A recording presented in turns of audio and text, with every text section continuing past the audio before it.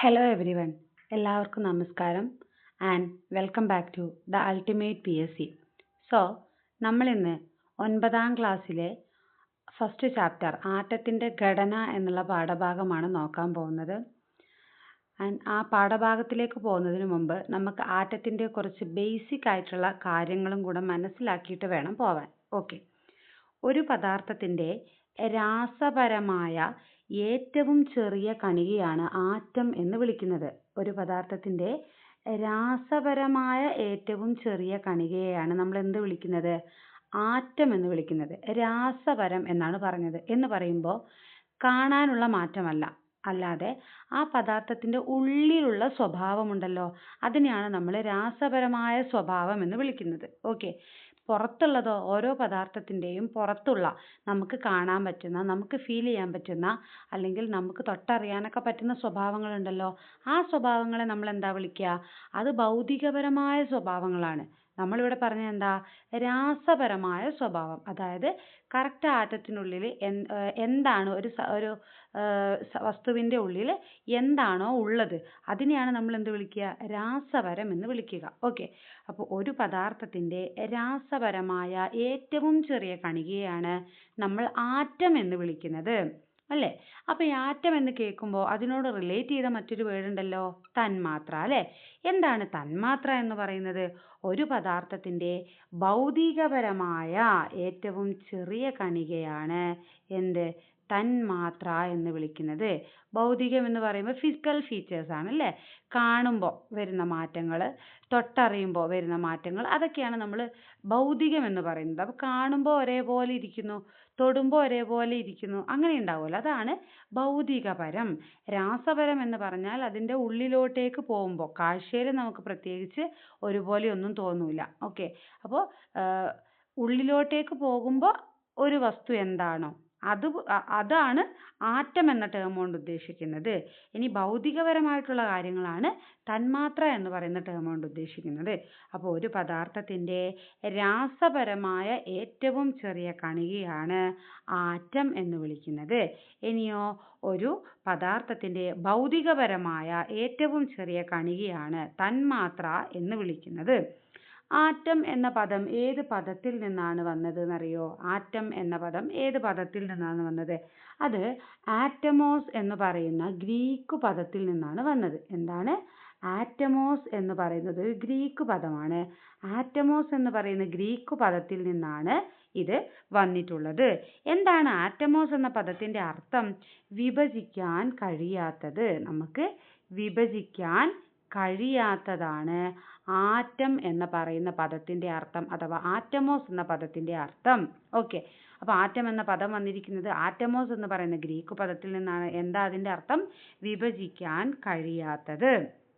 ഇനിയോ ആറ്റം കണ്ടെത്തിയത് ആരാടാ ആറ്റം കണ്ടെത്തിയത്? ആറ്റം കണ്ടെത്തിയത് ജോൺ ഡാൾട്ടൺ ആണ്. ആരാണ്? John Dalton. ആറ്റം കണ്ടെത്തിയത് ജോൺ ഡാൾട്ടൺ ആണ്. ആറ്റം എന്ന പദം ആദ്യമായി ഉപയോഗിച്ചത് ജോൺ ഡാൾട്ടൺ ആണോ? അല്ല, ആറ്റം കണ്ടെത്തിയത് ജോൺ ഡാൾട്ടൺ ആണെങ്കിലും ആറ്റം എന്ന പദം ആദ്യമായി ഉപയോഗിച്ചത് ഓസ്റ്റ്വാൾഡ് ആണ്. ആരാണ്? ഓസ്റ്റ്വാൾഡ് ആണ് ആദ്യമായിട്ട് ആറ്റം എന്ന പദം കണ്ടെത്തിയത്. ഇനിയോ ഒരു വസ്തു പറയുമ്പോൾ നമ്മൾ അതിൻ്റെ ചാർജ് പറയണ്ടേ? ഈ ആറ്റം എന്ന് പറയുന്ന സാധനത്തിൻ്റെ ചാർജ് എന്താ? പോസിറ്റീവാണോ നെഗറ്റീവാണോ? എന്താണ്? ആറ്റത്തിന് എന്തില്ല? ചാർജ് ഇല്ല. ആറ്റം നിർവീര്യമാണ്, ചാർജ് ഇല്ല. ആറ്റത്തിന് ചാർജ് ഇല്ല. ഓക്കെ, ഇനി നമുക്ക് പാഠത്തിൽ എന്തൊക്കെയാണ് പറയണത് എന്നുള്ളത് നോക്കാം. അപ്പോൾ ബേസിക് ആയിട്ടുള്ള കാര്യങ്ങളാണ് നമ്മൾ പറഞ്ഞത് കേട്ടോ. ഒന്നുകൂടെ പറഞ്ഞുതരാം. ഒരു പദാർത്ഥത്തിൻ്റെ രാസപരമായ ഏറ്റവും ചെറിയ കണിക അത് ആറ്റമാണ്. ഭൗതികപരമായ ഏറ്റവും ചെറിയ കണിക അത് തന്മാത്രയാണ്. ആറ്റം എന്നത് ഒരു ഗ്രീക്ക് പദമാണ്. അത് ഏത് പദത്തിൽ നിന്നാണ് വന്നത്? ആറ്റമോസ് എന്ന ഗ്രീക്ക് പദത്തിൽ നിന്ന്. എന്താ അതിൻ്റെ അർത്ഥം? വിഭജിക്കാൻ കഴിയാത്തത്. ആറ്റം കണ്ടെത്തിയത് ജോൺ ഡാൾട്ടൺ ആണെങ്കിൽ ആറ്റം എന്ന പദം ആദ്യമായി ഉപയോഗിച്ചത് ഓസ്റ്റ്വാൾഡ് ആണ്. ആറ്റത്തിന് ചാർജ് ഇല്ല. ഓക്കെ അല്ലേ? ഇനി ആറ്റത്തിന് ചാർജ് ലഭിക്കുന്ന ഒരു അവസ്ഥയുണ്ട്, അതാണ് പ്ലാസ്മാവസ്ഥ കേട്ടോ. പ്ലാസ്മാവസ്ഥയിൽ ആറ്റത്തിന് ചാർജ് ലഭിക്കും. ഓക്കെ അല്ലേ? ഓക്കെ, അപ്പോൾ നമ്മളിനി പാഠത്തിലോട്ട് പോവുകയാണ്. ഫസ്റ്റ് തന്നെ ചാപ്റ്ററിന്റെ ആദ്യം തന്നെ വിവിധ പദാർത്ഥങ്ങളും ആ പദാർത്ഥങ്ങളിലുള്ള ഘടക മൂലകങ്ങളും കൊടുത്തിട്ടുണ്ട്. ഇത് ഇമ്പോർട്ടൻ്റ് ആണ്. ഇത് PSC ചോദിക്കാറുണ്ട് കേട്ടോ. എങ്ങനെയാ ചോദിക്കുക? പഞ്ചസാരയിൽ അടങ്ങിയിരിക്കുന്ന മൂലകങ്ങൾ ഏത്? അല്ലെങ്കിൽ ഈ രാസസൂത്രം തന്നിട്ട് ഇത് ഏതിൻ്റെയാണെന്ന് ചോദിക്കും. അതായത് ഇപ്പോൾ C12 H22 O11 എന്ന് തന്നിട്ട് അത് ഏത് പദാർത്ഥമാണ്? ഓപ്ഷനിൽ പഞ്ചസാര, ഗ്ലൂക്കോസ് ഇങ്ങനെ തരും. അപ്പം അത് മാറിപ്പോകും. അപ്പം പഞ്ചസാരയാണ് ആദ്യം കൊടുത്തിരിക്കുന്നത്. എന്തൊക്കെയാണ് നമ്മൾ ഡെയിലി ലൈഫിൽ ഉപയോഗിക്കുന്ന സാധനമല്ലേ പഞ്ചസാര? എന്തൊക്കെയാണ് പഞ്ചസാരയുള്ളത് നോക്കിയേ. പഞ്ചസാരയിൽ കാർബൺ ഉണ്ട്. കാർബൺ ഉണ്ടടാ. അതല്ലേ നമ്മൾ ലൈഫിൽ നിന്ന് ഒരുപാട് ഒഴിവാക്കണമെന്ന് പറയുന്ന സാധനമാണ് പഞ്ചസാര അല്ലേ? കാർബൺ ഉണ്ട്. പിന്നെ ആരെയുള്ളത്? ഹൈഡ്രജനും ഓക്സിജനും ഉണ്ട്. നമുക്ക് ഈ പഞ്ചസാരേനെയും ഗ്ലൂക്കോസിനെയും ഒരുമിച്ച് പഠിച്ചു പോകാം. അതാണ് നല്ലത്. ഗ്ലൂക്കോസ് നോക്കിയേ. ഗ്ലൂക്കോസിൽ ആരൊക്കെയുള്ളത്? ഗ്ലൂക്കോസിലും കാർബണും ഹൈഡ്രജനും ഓക്സിജനും ആണുള്ളത് അല്ലേ? അപ്പോൾ പഞ്ചസാരയിലും കാർബണും ഹൈഡ്രജനും ഓക്സിജനും ഉണ്ട്. ഗ്ലൂക്കോസിലും കാർബണും ഹൈഡ്രജനും ഓക്സിജനും ഉണ്ട്. അയ്യോ, അപ്പോൾ അത് കഷ്ടമായല്ലോ. എന്ന് പറയുമ്പോൾ ഇത് രണ്ടും ഒരേ സാധനമാണോ? അങ്ങനെയാണോ നമ്മൾ മനസ്സിലാക്കേണ്ടത്? അല്ല. ഈ രണ്ട് പദാർത്ഥങ്ങളിലെയും ഘടക മൂലകങ്ങൾ ഒന്നാണെങ്കിലും ആ മൂലകങ്ങളുടെ അനുപാതം ആ മൂലകങ്ങളിലുള്ള ആറ്റങ്ങളുടെ അനുപാതം വ്യത്യാസമാണ്. എന്താ പറഞ്ഞത്? ഈ രണ്ട് പദാർത്ഥങ്ങളിലും മൂലകങ്ങൾ ഒന്നാണ്. അപ്പോൾ മൂലകങ്ങൾ ഒന്നായതുകൊണ്ട് രണ്ട് പദാർത്ഥം ഒന്നാന്ന് പറയാൻ പറ്റുമോ? ഗ്ലൂക്കോസും പഞ്ചസാരയും ഒന്നാന്ന് പറയാൻ പറ്റുമോ? പറ്റില്ല. എന്തുകൊണ്ട് പറ്റില്ല? മൂലകങ്ങൾ ഒന്നാണെങ്കിലും ആ മൂലകങ്ങളിൽ അടങ്ങിയിരിക്കുന്ന ആറ്റത്തിൻ്റെ എണ്ണം അല്ലെങ്കിൽ ആറ്റങ്ങളുടെ അനുപാതം എന്ന് പറയുന്നത് വ്യത്യസ്തമാണ്. അങ്ങനെ ആറ്റങ്ങളുടെ അനുപാതം വ്യത്യസ്തമാവുമ്പോഴാണ് നമുക്ക് എന്ത് കിട്ടുക? വ്യത്യസ്തമായ പദാർത്ഥങ്ങൾ കിട്ടുന്നത്. ഒരേ മൂലകങ്ങളാണെങ്കിലും ആറ്റങ്ങളുടെ എണ്ണം വ്യത്യസ്തമാണ്. ഇവിടെ പഞ്ചസാര എടുത്തു നോക്കിയേ. എന്താ പഞ്ചസാരയുടെ രാസസൂത്രം എന്ന് വിളിക്കുന്നത്? C12 H22 O11 എന്ന് പറഞ്ഞാൽ അതിൻ്റെ അർത്ഥം എന്താ? C12 എന്ന് പറഞ്ഞാൽ 12 കാർബൺ ആറ്റങ്ങളുണ്ട് പഞ്ചസാരയിൽ. പിന്നെയോ H22 എന്ന് പറഞ്ഞാലോ 22 ഹൈഡ്രജൻ ആറ്റങ്ങളുണ്ട് പഞ്ചസാരയിൽ. O11 എന്ന് പറഞ്ഞാൽ എന്താ പറഞ്ഞേ? 11 ഓക്സിജൻ ആറ്റങ്ങളുണ്ട് പഞ്ചസാരയിൽ. C12 H22 O11 ഇതാണ് പഞ്ചസാരയുടെ രാസസൂത്രം. അതിൽ നിന്ന് നമുക്ക് ആറ്റങ്ങളുടെ എണ്ണത്തിന്റെ അനുപാതവും കണ്ടുപിടിക്കാം. മനസ്സിലായല്ലോ? C12 H22 O11 എന്ന് പറയുന്നത് എന്താണ്? പഞ്ചസാരയാണ്. മറന്നു പോകരുത്. ഇനി ഇതേ ഘടകമൂലകങ്ങളായ കാർബൺ, ഹൈഡ്രജൻ, ഓക്സിജൻ അടങ്ങിയിട്ടുള്ള ഗ്ലൂക്കോസിന്റെ ആറ്റങ്ങളുടെ എണ്ണം നമുക്ക് നോക്കാം. ആദ്യം ഗ്ലൂക്കോസിന്റെ രാസസൂത്രം നോക്കാം. എന്താണ് ഗ്ലൂക്കോസിന്റെ രാസസൂത്രം? C6 അല്ലേ? പഞ്ചസാരേൻ്റെ പകുതിയേ ഉള്ളൂ. പഞ്ചസാരയിൽ 12 കാർബൺ ആറ്റം ഉണ്ടെങ്കിൽ ഗ്ലൂക്കോസിൽ 6 ഉള്ളൂ. C6. H12 C6H12 6 carbon atom, 12 hydrogen atom. ഇനിയോ ഓക്സിജൻ എത്രയാടാ?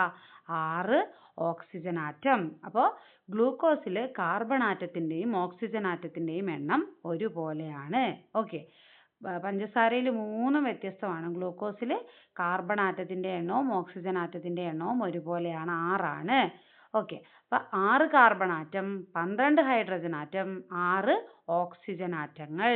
ഇതാണ് അതിൻ്റെ ആറ്റങ്ങളുടെ എണ്ണത്തിൻ്റെ റേഷ്യോ. 1:2:1 കൊടുത്താൽ കണ്ടോ? എങ്ങനെയാടാ 1:2:1? നിങ്ങൾ കാണുമ്പോൾ വിചാരിക്കരുത് പഞ്ചസാരയുടേത് രാസസൂത്രത്തിൽ 12, 22, 11 കൊടുത്തു. ഇവിടെ അനുപാതവും അത് തന്നെ കൊടുത്തു അല്ലേ? പക്ഷേ ഗ്ലൂക്കോസ് എത്തിയപ്പോൾ എന്തുകൊണ്ട് മാറി? അത് ചെറുതാക്കാൻ പറ്റും, അതുകൊണ്ട് മാറി. അതായത് 6:12:6 ഇതാണല്ലോ ഗ്ലൂക്കോസിന്റെ രാസസൂത്രം നമ്മൾ പഠിച്ചത് അല്ലേ? 6 കാർബൺ, 12 ഹൈഡ്രജൻ, 6 ഓക്സിജൻ. ഓക്കെ. അപ്പോൾ ഇതിനെ നമുക്ക് ചെറുതാക്കിക്കൂടെ?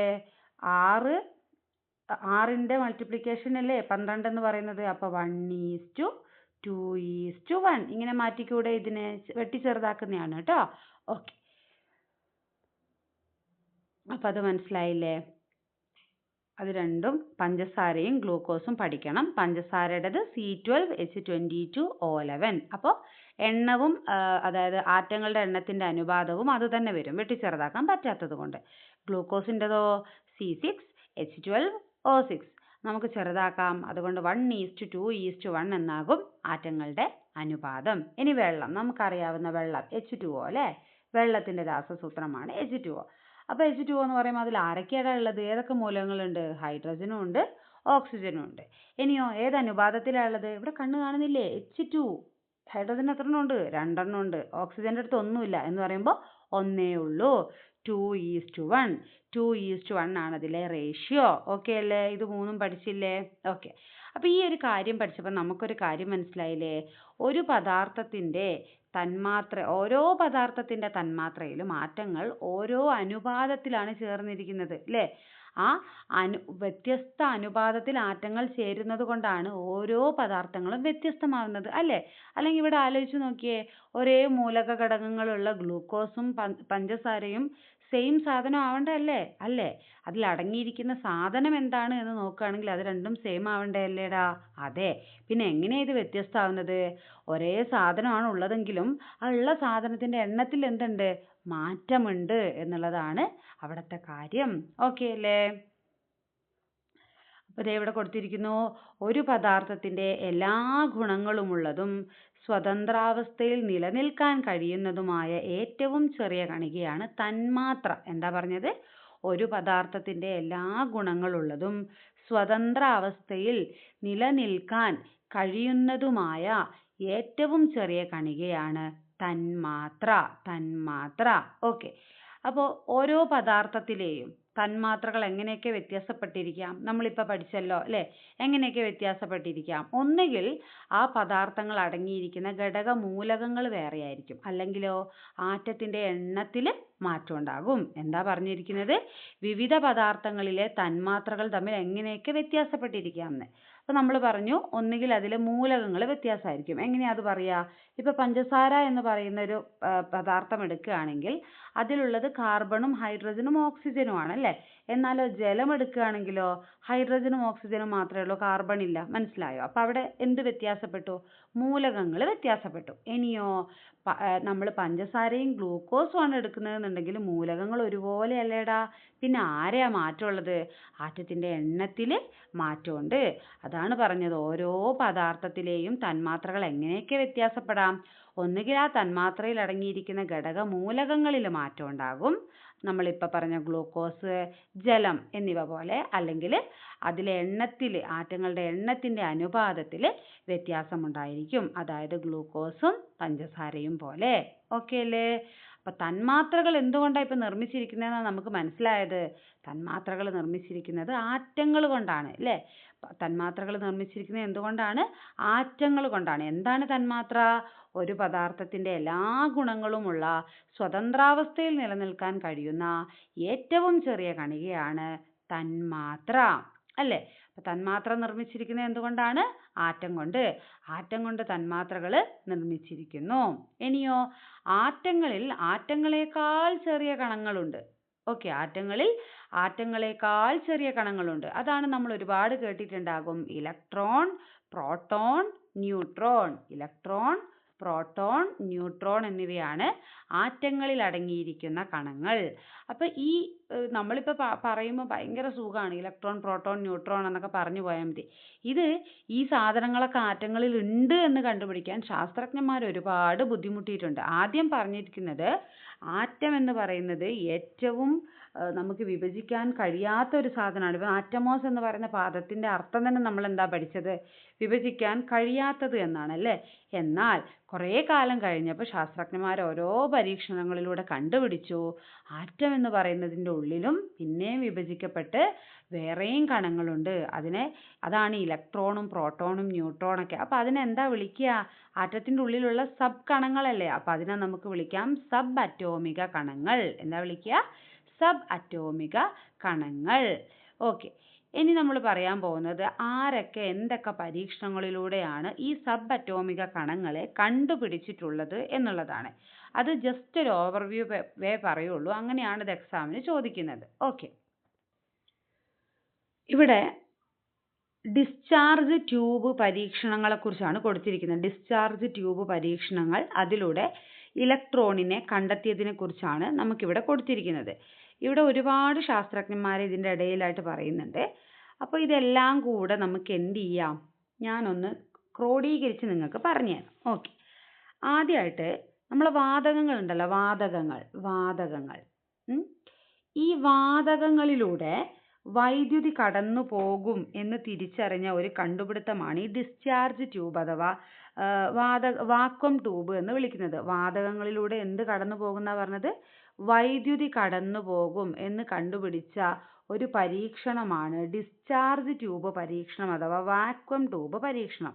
ഇത് ആരുടെ പരീക്ഷണമായിരുന്നു എന്ന് ചോദിച്ചാൽ ഹെൻറിച്ച് ഗ്ലീസറുടെ പരീക്ഷണമായിരുന്നു. ആരുടേതാണ്? ഹെൻറിച്ച് ഗീസ്ലറുടെ പരീക്ഷണമായിരുന്നു. ഓക്കെ, ഇനിയോ ഈ ഹെൻറിച്ച് ഗീസ്ലറുടെ ഈ ഡിസ്ചാർജ് ട്യൂബ് പരീക്ഷണങ്ങൾ കുറച്ചുകൂടെ അഡ്വാൻസ്ഡ് ആയിട്ട്, അതായത് വാതകങ്ങളിലൂടെ ഇങ്ങനെ ഡിസ്ചാർജ് നടക്കുമ്പോൾ ഇത് നമ്മൾ ഡിസ്ചാർജ് ട്യൂബ് പരീക്ഷണമാണല്ലോ. അപ്പോൾ ഈ ട്യൂബിനുള്ളിൽ മർദ്ദം കുറയുമ്പോൾ ട്യൂബിൻ്റെ വശങ്ങളിൽ ഒരു പ്രത്യേക തരത്തിലുള്ള തിളക്കമുണ്ടാകും. അപ്പം നമ്മൾ അതിൻ്റെ അടുത്തൊരു കാന്തം കൊണ്ടുവന്നാൽ ആ തിളക്കത്തിൻ്റെ സ്ഥാനം ഇങ്ങനെ മാറി മാറി കളിക്കും എന്ന് കണ്ടെത്തിയ ആളാണ് ജൂലിയസ് പ്ലക്കർ. ഓക്കെ, ആരാണ്? Julius plucker. അപ്പോൾ ഡിസ്ചാർജ് ട്യൂബ് ആദ്യമായിട്ട് കണ്ടുപിടിച്ച് പരീക്ഷണങ്ങൾ നടത്തിയത് ഹെൻറിച്ച് ഗീസ്ലർ ആണ്. അത് അഡ്വാൻസ്ഡ് ആയിട്ട് അതിൻ്റെ ഉള്ളിലൊരു തിളക്കം കാണും, കാന്തം കൊണ്ടുവന്നാൽ അതിൻ്റെ സ്ഥാനം മാറുമെന്ന് കണ്ടെത്തിയത് ജൂലിയസ് പ്ലക്കർ ആണ്. അതുപോലെ തന്നെ ഈ ഹെൻറിച്ച് ഗീസ്ലറുടെ ഡിസ്ചാർജ് ട്യൂബ് ഒന്നുകൂടെ മോഡേണൈസ് ചെയ്ത് നവീകരിച്ച് പരീക്ഷണം നടത്തിയ ആളാണ് വില്യം ക്രൂക്സ്. ആരാണ്? William Crookes. Okay, William Crookes. അപ്പോൾ ഈ വില്യം ക്രൂക്സ് ആണ് ആദ്യമായിട്ട് കാഥോഡ് രശ്മികളുടെ സവിശേഷതകളെക്കുറിച്ച് പഠനം നടത്തിയത്. എന്തിനെക്കുറിച്ചാടാ? കാഥോഡ് രശ്മികൾ. ഈ കാഥോഡ് രശ്മികളാണ് പിന്നീട് എന്തായത്? നമ്മുടെ നെഗറ്റീവ് ചാർജുള്ള ഇലക്ട്രോണുകൾ എന്ന പേരിൽ അറിയപ്പെട്ടത്. ഓക്കെ, അപ്പോൾ കാഥോഡ് രശ്മികളുടെ സവിശേഷതകളെക്കുറിച്ച് പഠനം നടത്തിയ ശാസ്ത്രജ്ഞനാണ് വില്യം ക്രൂക്സ്. അതിനുവേണ്ടി അദ്ദേഹം ഉപയോഗിച്ച പരീക്ഷണം ഡിസ്ചാർജ് ട്യൂബ് പരീക്ഷണമാണ്. ഏതാണ്? ഡിസ്ചാർജ് ട്യൂബ് പരീക്ഷണമാണ് അദ്ദേഹം അതിനു വേണ്ടിയിട്ട് ഉപയോഗിച്ചിട്ടുള്ളത്. ഓക്കെ അല്ലേ? ഓക്കെ, ഇനി നമ്മൾ ഈ ടി വിൻ്റെ പിക്ചർ ട്യൂബ് ഉണ്ടല്ലോ, ടി വിൻ്റെ പിക്ചർ ട്യൂബ്, അതുപോലെ എക്സ്റേ ട്യൂബ്, ഇതൊക്കെ നമ്മുടെ കാഥോഡ് റേ ട്യൂബുകൾക്ക് ഉദാഹരണമാണ് കേട്ടോ. എന്തൊക്കെയാ? ടി വിയുടെ പിക്ചർ ട്യൂബ്, അതുപോലെ തന്നെ എക്സ്റേ ട്യൂബൊക്കെ കാഥോഡ് റേ ട്യൂബുകൾക്ക് ഉദാഹരണമാണ്. കാഥോഡ് രശ്മികളുടെ സവിശേഷതകളെക്കുറിച്ച് പഠനം നടത്തിയ ശാസ്ത്രജ്ഞനാണെന്ന് നമ്മൾ പറഞ്ഞു. ആര്? William Crookes. ഓക്കെ, അതാ കണ്ടോ, കാഥോഡ് രശ്മികളുടെ കണ്ടെത്തലുകളെ കുറിച്ചാണ് ഇവിടെ പറയുന്നത്. ആൻഡ് നമ്മൾ പറഞ്ഞിരിക്കുന്ന ജൂലിയസ് പ്ലക്കർ, വില്യം ക്രൂക്സ്, ഇങ്ങനത്തെ ആൾക്കാരെ കുറിച്ചൊക്കെയാണ് ഈ ഒരു ടേബിളിൽ പറഞ്ഞിട്ടുള്ളത്. ഓക്കെ, ഇനി നമുക്കിവിടെ നോക്കാനുള്ളത് കാഥോഡ് രശ്മികളുടെ കണ്ടെത്തൽ അല്ലേ. ഈ കാഥോഡ് രശ്മികളാണ് പിന്നെ എന്തായി മാറിയെന്നാണ് ഞാൻ പറഞ്ഞത്? നെഗറ്റീവ് ചാർജുള്ള ഇലക്ട്രോണുകളാണ് എന്ന് കണ്ടുപിടിച്ചതെന്നാണ് പറഞ്ഞത്. അതിനെക്കുറിച്ചാണ് നമ്മൾ ഇനി പറയാൻ പോകുന്നത്. ഓക്കെ, അപ്പോൾ കാഥോഡ് രശ്മികളിലെ കണികകൾ എല്ലാ പദാർത്ഥങ്ങളിലും അടങ്ങിയിട്ടുണ്ട്. ഈ കണികകളെ നമ്മൾ വിളിക്കുന്ന പേരാണ് ഇലക്ട്രോണുകൾ. അതായത് ഇവർ കുറേ ആൾക്കാർ ഇങ്ങനെ കാഥോഡ് റേ ട്യൂബ്സ് ഒക്കെ ഉപയോഗിച്ച് പരീക്ഷണം ചെയ്തപ്പോൾ ഇവർക്ക് മനസ്സിലായി ഈ കാഥോഡ് രശ്മികളിലുള്ള കണികകൾ നമ്മൾ ഏത് പദാർത്ഥം എടുത്ത് നോക്കിയാലും ആ പദാർത്ഥത്തിലൊക്കെ ഇതുണ്ട്. അപ്പോൾ ഈ കണികകളെയാണ് നമ്മൾ എന്ത് വിളിക്കുന്നത്? ഇലക്ട്രോണുകൾ എന്ന് വിളിക്കുന്നത്. ഇലക്ട്രോണുകൾ. ഇത് കണ്ടുപിടിച്ച ആളാണ് ജെ തോംസൺ. ആരാണ്? J Thomson. ഈ ജെ തോംസൺ തന്നെയാണ് ഇലക്ട്രോണുകളുടെ ചാർജും ആ ഇലക്ട്രോണുകളുടെ മാസും തമ്മിലുള്ള ഇ എം റേഷ്യോ ഇലക്ട്രോണുകളുടെ ചാർജും ഇലക്ട്രോണുകളുടെ മാസും തമ്മിലുള്ള അനുപാതം ഇ എം റേഷ്യോ കണ്ടെത്തിയത് ജെ തോംസൺ. അപ്പോൾ ഇലക്ട്രോണുകൾ കണ്ടുപിടിച്ചത് ജെ തോംസൺ. ഏത് രശ്മികളിൽ നിന്നാണ് ഇത് കണ്ടുപിടിച്ചത്? കാഥോഡ് രശ്മികളിൽ നിന്നാണ് കണ്ടുപിടിച്ചത് J Thomson. E m ratio കണ്ടുപിടിച്ചതും ജെ തോംസൺ. ഓക്കെ അല്ലേ? ഓക്കെ, ഈ ജെ തോംസന് 1906 ഭൗതിക ശാസ്ത്രത്തിന് നൊബേൽ സമ്മാനം കിട്ടിയിട്ടുണ്ട്. എന്തിനു വേണ്ടിയിട്ടാണ് കിട്ടിയത്?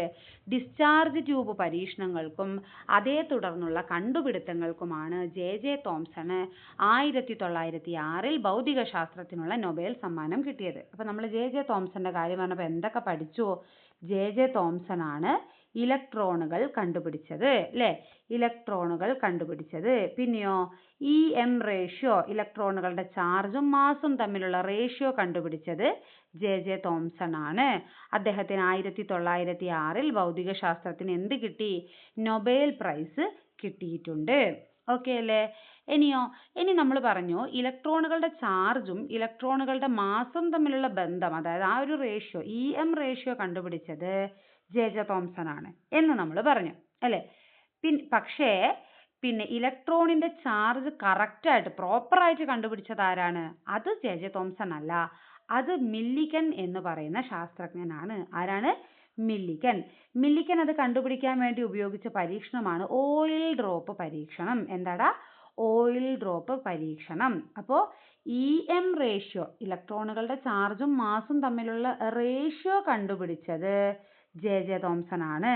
പക്ഷേ ഇലക്ട്രോണിന്റെ ചാർജ് കറക്റ്റായിട്ട് പ്രവചിച്ചത്, അതായത് ഈ ജെ തോംസൺ ഒരു റേഷ്യോ പറയാൻ മാത്രമേ പറ്റിയിട്ടുള്ളൂ. ചാർജ് ഇത്ര, പിന്നെ മാസ് ഇത്ര എന്നിങ്ങനെ വേറെ വേറെ അല്ല പറഞ്ഞത്. ചാർജ് എന്ന് പറയുന്നത് കറക്റ്റായിട്ട് കണ്ടുപിടിച്ച് പറയാൻ ആർക്ക് പറ്റിയിട്ടില്ല?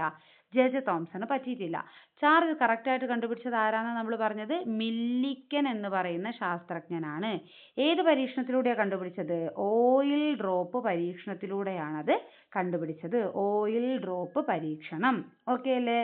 ഇനി നമ്മൾ പറഞ്ഞു ജെ തോംസൺ EM റേഷ്യോ കണ്ടുപിടിച്ചു, EM അനുപാതം കണ്ടുപിടിച്ചു. എത്രയാണ് ആ EM അനുപാതം?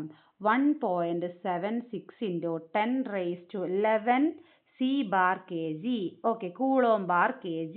1.76 × 10⁻11 C/kg ആണ് EM റേഷ്യോ. എന്നാൽ ഇത് വ്യത്യസ്തമായിട്ട് വേറെ വേറെ ചാർജ് ഇത്ര, മാസ് ഇത്ര എന്ന് വേറെ വേറെ കണ്ടുപിടിക്കാൻ ജെ തോംസന് കഴിഞ്ഞില്ല. പിന്നെ ആരാ കണ്ടുപിടിച്ചതെന്ന് നമ്മൾ പറഞ്ഞു? റോബർട്ട് മില്ലിക്കൻ ഓയിൽ ഡ്രോപ്പ് പരീക്ഷണത്തിലൂടെ കണ്ടുപിടിച്ചു അല്ലേ? അത് എത്രയാണ് ആ ഇലക്ട്രോണിന്റെ charge? 1.6 × 10⁻19 coulomb. 1.6 × 10⁻19 coulomb negative charge ആണ് ഇലക്ട്രോണിനുള്ളത് എന്ന് കണ്ടുപിടിച്ചത് ആരാണ്? അത് മില്ലിക്കനാണ്. അങ്ങനെ അത് കണ്ടുപിടിച്ചാൽ പിന്നെ നമുക്ക് എന്ത് കണ്ടുപിടിക്കാം? ഇലക്ട്രോണിന്റെ മാസ് കണ്ടുപിടിക്കാം. റേഷ്യോ ഓൾറെഡി ഉണ്ടല്ലോ. അപ്പൊ അതിൽ നിന്നും ഇലക്ട്രോണിന്റെ മാസ് 9.1 × 10⁻³ kg അത് ആണെന്ന് കണ്ടുപിടിക്കുകയും ചെയ്തു. അപ്പൊ ആ വാല്യൂസ് ഒക്കെ ഇമ്പോർട്ടന്റ് ആണ്. ഈ ഇലക്ട്രോണിന്റെ ചാർജ്, മാസ് ആണ് ഏറ്റവും കൂടുതൽ ചോദിച്ചു കണ്ടിട്ടുള്ളത്, അത് ഓർത്ത് വെക്കുക.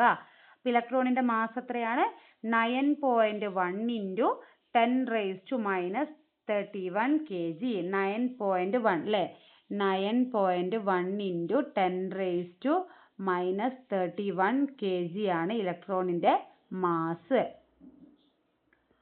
ഇനിയോ? പിന്നെ നമ്മൾ പറഞ്ഞത് ഇലക്ട്രോണിന്റെ ചാർജ് ആണ് 1.6 × 10⁻19 കൂളോം. ഓക്കെ, ചാർജിന്റെ യൂണിറ്റ് ആണ് C, കൂളോം എന്നുള്ളത് ഓർത്തിരിക്കുക. ഈ ടേബിൾ ഇമ്പോർട്ടന്റ് ആണ്, ഇതിലെ വാല്യൂസും ഇമ്പോർട്ടന്റ് ആണ്, പഠിക്കുക കേട്ടോ. ഓക്കെ, അപ്പം നമ്മൾ ഇലക്ട്രോൺ കാഥോഡ് രശ്മികളിൽ നിന്നും എങ്ങോട്ടേക്ക് എത്തി? ഇലക്ട്രോണിലേക്ക് എത്തി. അതാണ് ആറ്റത്തിന്റെ ബേസ് ആയിട്ടുള്ള ഒരു കണം. ഇനി അടുത്ത കണമാണ് പ്രോട്ടോൺ. അല്ലേ? പ്രോട്ടോൺ 1886 ഒയ്ഗൻ ഗോൾസ്റ്റൈൻ എന്ന് പറയുന്ന ഒരു ജർമ്മൻ ശാസ്ത്രജ്ഞൻ കാഥോഡ് ഉപയോഗിച്ച്, അതായത് സുഷിരങ്ങളുള്ള കാഥോഡ് ഉപയോഗിച്ച് ഡിസ്ചാർജ് ട്യൂബ് പരീക്ഷണങ്ങൾ നടത്തി. അപ്പോൾ അദ്ദേഹം ഒരു പുതിയ രശ്മികൾ കണ്ടെത്തി, അതാണ് കനാൽ രശ്മികൾ. ഈ കനാൽ രശ്മികളെ വിളിച്ച പേരാണ് ആനോഡ് രശ്മികൾ. നമ്മൾ കാഥോഡ് കഴിഞ്ഞു, ഇനി ആനോഡ് രശ്മികൾ. ഓക്കെ അല്ലേ? ഈ ആനോഡ് രശ്മികളിൽ എന്തിന്റെ സാന്നിധ്യം ഉണ്ടെന്നാണ് മനസ്സിലാക്കിയത്? പോസിറ്റീവ് ചാർജിന്റെ സാന്നിധ്യമുണ്ട് എന്ന് മനസ്സിലാക്കി. അപ്പൊ ആറ്റത്തിൽ പോസിറ്റീവ് ചാർജ് ഉള്ള ഒരു കണമുണ്ട് എന്ന് കണ്ടുപിടിച്ചത് ആരാണ്? അത് ഒയ്ഗൻ ഗോൾസ്റ്റൈൻ എന്ന് പറയുന്ന ഒരു ജർമ്മൻ ശാസ്ത്രജ്ഞനാണ്. എന്തൊക്കെയാ പറഞ്ഞത്? 1886 കനാൽ രശ്മികൾ എന്ന് പറയുന്ന രശ്മികളെ കണ്ടുപിടിക്കുന്നു ഒയ്ഗൻ ഗോൾസ്റ്റൈൻ. ആ കനാൽ രശ്മികളെ പിന്നെ ആനോഡിൽ നിന്നുമാണ് ആ കനാൽ രശ്മികൾ പുറപ്പെടുന്നത്. അതുകൊണ്ട് അതിനെ വിളിച്ച പേരാണ് ആനോഡ് രശ്മികൾ. ഈ ആനോഡ് രശ്മികളിൽ പോസിറ്റീവ് ചാർജിന്റെ സാന്നിധ്യമുണ്ട് എന്ന് ആര് തിരിച്ചറിഞ്ഞു? ഒയ്ഗൻ ഗോൾസ്റ്റൈൻ തിരിച്ചറിഞ്ഞു. ഓക്കെ, ഇനി ഈ ഒയ്ഗൻ ഗോൾസ്റ്റൈൻ പോസിറ്റീവ് ചാർജ് ഉണ്ട് എന്ന് മാത്രമേ തിരിച്ചറിഞ്ഞിട്ടുള്ളൂ, അല്ലാതെ അത് പ്രോട്ടോൺ ആണെന്ന് തിരിച്ചറിഞ്ഞിട്ടില്ല. അപ്പൊ അത് ഒരു ആറ്റത്തിന്റെ മറ്റൊരു സബ് അറ്റോമിക കണമാണ് എന്നും പ്രോട്ടോൺ എന്നതിന് പേരും കൊടുത്തത് ആരാണ്? അത് ഏണസ്റ്റ് റുദർഫോർഡ് ആണ്. ആരാണ്? Ernest Rutherford. അപ്പൊ ആറ്റത്തിൽ ഒരു പോസിറ്റീവ് ചാർജ് ഉള്ള എന്തോ ഒരു കണമുണ്ട് എന്ന് കണ്ടുപിടിച്ചത് ആരാണ്? അത് ഒയ്ഗൻ ഗോൾഡ്സ്റ്റൈൻ ആണ്. പക്ഷേ അത് പ്രോട്ടോൺ ആണ് എന്ന് പേര് കൊടുത്തതും അത് ആറ്റത്തിന്റെ സബറ്റോമിക കണമാണ് എന്ന് കണ്ടുപിടിച്ചതും ആരാണ്? ഏണസ്റ്റ് റുദർഫോർഡ് ആണ്. Ernest Rutherford. അപ്പോൾ പ്രോട്ടോൺ കണ്ടുപിടിച്ചത് ഏണസ്റ്റ് റുദർഫോർഡ്, ഇലക്ട്രോൺ കണ്ടുപിടിച്ചത് ജെ തോംസൺ. ഓക്കെ അല്ലേ? ഓക്കെ. ഇനി ഇവിടെ പറയുന്നത് ആറ്റത്തിന്റെ പ്ലം പുഡിംഗ് മാതൃകയെ കുറിച്ചാണ്. ആരാണ് ആറ്റത്തിന്റെ പ്ലം പുഡിംഗ് മാതൃക ഇൻവെന്റ് ചെയ്തത്? ആരാണ്? ജെ തോംസൺ ആണ് ആറ്റത്തിന്റെ പ്ലം പുഡിംഗ് മാതൃക കൊണ്ടുവന്നത്. ഇത് ചോദിക്കാറുണ്ട് കേട്ടോ. ആറ്റത്തിന്റെ പ്ലം പുഡിംഗ് മാതൃക കൊണ്ടുവന്നത് ആരാണ്? J Thomson. എന്താ ഇതിൽ പറയുന്നത്? അതായത് ഇങ്ങനെ ഒരു വലിയൊരു ബോൾ പോലത്തെ ഒരു സംഭവം, ഇത് ഒരു പോസിറ്റീവ് ചാർജ് ഉള്ള ഒരു ഗോളമാണ്. പോസിറ്റീവ് ചാർജ് ഉള്ള ഈ ഗോളത്തിൽ ഇത് ജെ തോംസൺ ആണല്ലോ കണ്ടുപിടിച്ചത്. അപ്പൊ ജെ തോംസൺ കണ്ടുപിടിച്ച സബ് അറ്റോമിക കണം ഏതാ? അത് ഇലക്ട്രോൺ അല്ലേ? നെഗറ്റീവ് ചാർജ് ഉള്ള ഇലക്ട്രോൺ. അപ്പോൾ പോസിറ്റീവ് ചാർജുള്ള ഇങ്ങനെ ഒരു ഗോളത്തിൽ നെഗറ്റീവ് ചാർജുകൾ ഇങ്ങനെ വിന്യസിച്ചിരിക്കുകയാണ്. എന്തില്? തണ്ണിമത്തനില് നമ്മൾ കുരു കാണൂലേ അതുപോലെ. കണ്ടോ? ഇത് ഈ മൂപ്പര് കൊണ്ടുവന്ന മറ്റൊരു സാധനമാണ് വാട്ടർമെലൺ മോഡൽ കേട്ടോ. ഇതിപ്പോ ഓർത്തിച്ചോ, ആറ്റത്തിന്റെ പ്ലം പുഡിംഗ് മാതൃക എന്ന് പറയുന്നത് ഇത് പോസിറ്റീവ് ചാർജുള്ള ടോട്ടൽ ഒരു ഗോളത്തിൽ നെഗറ്റീവ് ചാർജുള്ള ഇലക്ട്രോണുകൾ വിന്യസിച്ചിരിക്കുന്നു.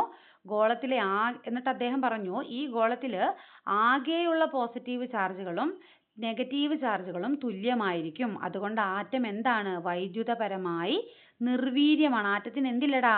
ചാർജ് ഇല്ല.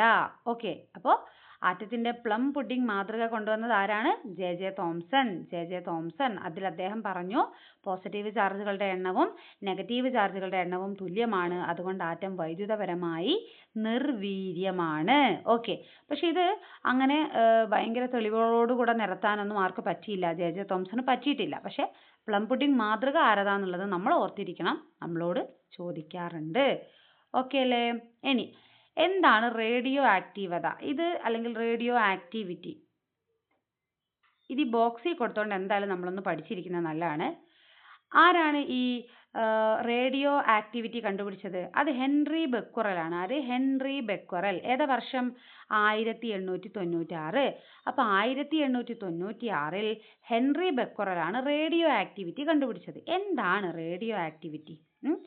നമ്മളെ ചില മൂലകങ്ങൾ, ആ മൂലകങ്ങൾ തന്നെ ചില വികിരണങ്ങൾ സ്വന്തം പുറത്തേക്ക് വിടുന്നുണ്ട്. അതിനെയാണ് നമ്മൾ റേഡിയോ ആക്ടിവിറ്റി എന്ന് വിളിക്കുന്നത്. അതുപോലുള്ള മൂലകങ്ങളാണ് യുറേനിയം, തോറിയം ഒക്കെ. അപ്പൊ യുറേനിയം, തോറിയം പോലുള്ള മൂലകങ്ങൾ, റേഡിയോ ആക്റ്റീവ് മൂലകങ്ങൾ സ്വയം ചില വികിരണങ്ങൾ, ചില റേഡിയേഷൻസ് പുറത്തേക്ക് വിടുന്നുണ്ട്. ആ ഒരു പ്രതിഭാസത്തെയാണ് നമ്മൾ റേഡിയോ ആക്റ്റീവത അഥവാ റേഡിയോ ആക്ടിവിറ്റി എന്ന് വിളിക്കുന്നത്. ഇത് കണ്ടുപിടിച്ചത് ഹെൻറി ബെക്വറൽ ആണ്. അപ്പൊ ഹെൻറി ബെക്വറൽ പറഞ്ഞു ഇങ്ങനെ വികിരണങ്ങൾ പുറത്തേക്ക് വിടുമല്ലോ, അത് 3 ടൈപ്പ് വികിരണം ആവാം. ഏതൊക്കെയാവാം? ആൽഫയാകാം, ബീറ്റയാകാം, ഗാമയാകാം. എന്താ ആൽഫ? ആൽഫ എന്ന് പറഞ്ഞാൽ പോസിറ്റീവ് ചാർജ് ഉള്ളതും മാസ് ഉള്ളതുമാണ്. ബീറ്റ എന്ന് പറഞ്ഞാൽ അത് നെഗറ്റീവ് ചാർജുള്ള കിരണങ്ങളാണ്. ഗാമ എന്ന് പറഞ്ഞാലോ അത് ചാർജും മാസും ഇല്ലാത്ത കിരണങ്ങളാണ്. ഓക്കെ. അപ്പൊ ഇനിയും നമുക്ക് ഈ ചാപ്റ്ററിൽ അത്യാവശ്യം സാധനങ്ങൾ താഴോട്ടേക്ക് പഠിക്കാനുണ്ട്. എന്താണ് ഗോൾഫോയിൽ പരീക്ഷണം, അതുപോലെ തന്നെ പിന്നെ ആറ്റത്തിന്റെ മെയിൻ ആയിട്ടുള്ള റുദർഫോർഡിന്റെ ആറ്റം മാതൃക, പിന്നെ ആറ്റം മോഡലുകൾ, അതുപോലെ തന്നെ ബേസിക് ആയിട്ടുള്ള പ്രോട്ടോൺ, ന്യൂട്രോൺ, ഇലക്ട്രോണിന്റെ കുറച്ച് കാര്യങ്ങൾ, പീരിയോഡിക് ടേബിളുമായി ബന്ധപ്പെട്ട കുറച്ച് കാര്യങ്ങളൊക്കെയാണ് ഇതിന് പഠിക്കാനുള്ളത്. ഇത് പഠിച്ചു കഴിഞ്ഞാൽ നമുക്ക് പീരിയോഡിക് ടേബിൾ പഠിക്കാൻ വേണ്ടി പറ്റുള്ളൂ. അപ്പോൾ അത് ഒരു സെക്കൻഡ് പാർട്ടായിട്ട് ഈ പാഠത്തിന്റെ ഭാഗം ബാക്കിയുള്ളത് ഞാൻ എന്തായാലും അപ്ലോഡ് ചെയ്യാം. ഇത് ബേസിക് ആയിട്ടുള്ള ചോദിച്ചു വരുന്ന കുറച്ച് കാര്യങ്ങളാണ്. അത്രയും ബേസിക്കേ നമ്മൾ പറഞ്ഞിട്ടുള്ളൂ. ഇനിയും കുറച്ചുകൂടെ കാര്യങ്ങൾ ഈ ചാപ്റ്ററിൽ തീർത്താലേ നമുക്ക് പീരിയോഡിക് ടേബിൾ പഠിക്കാൻ വേണ്ടിയിട്ട് പറ്റുള്ളൂ. അപ്പോൾ അടുത്ത ഭാഗം ഇടാം. ഇത് കണ്ട് മനസ്സിലാക്കി വെക്കുക. ഇത് പുതിയ 9ാം ക്ലാസ്സിലെ പിന്നെ ചാപ്റ്റർ ആണ് കേട്ടോ. നമുക്ക് സമഗ്രയിൽ നിന്ന് ഡൗൺലോഡ് ചെയ്യാൻ കിട്ടും പാഠപുസ്തകം. അപ്പോൾ ക്ലാസ് കേട്ടിട്ട് ഒന്ന് വായിച്ചും കൂടെ നോക്കിയാൽ സെറ്റ് ആവും. അപ്പോൾ താങ്ക് യു ഫോർ വാച്ചിങ്. നമ്മുടെ ക്ലാസ്സുകൾ യൂസ്ഫുൾ ആവുന്നുണ്ടെങ്കിൽ ചാനൽ എന്ത് ചെയ്യുക? സബ്സ്ക്രൈബ് ചെയ്ത് സപ്പോർട്ട് ചെയ്യുക കേട്ടോ. പിന്നെ എന്തെങ്കിലും നിർദ്ദേശങ്ങൾ ഉണ്ടെങ്കിൽ നിങ്ങൾക്ക് കമൻ്റ് ആയിട്ട് പറയാം. അത്രയൊക്കെ ഉള്ളൂ. Okay, thank you.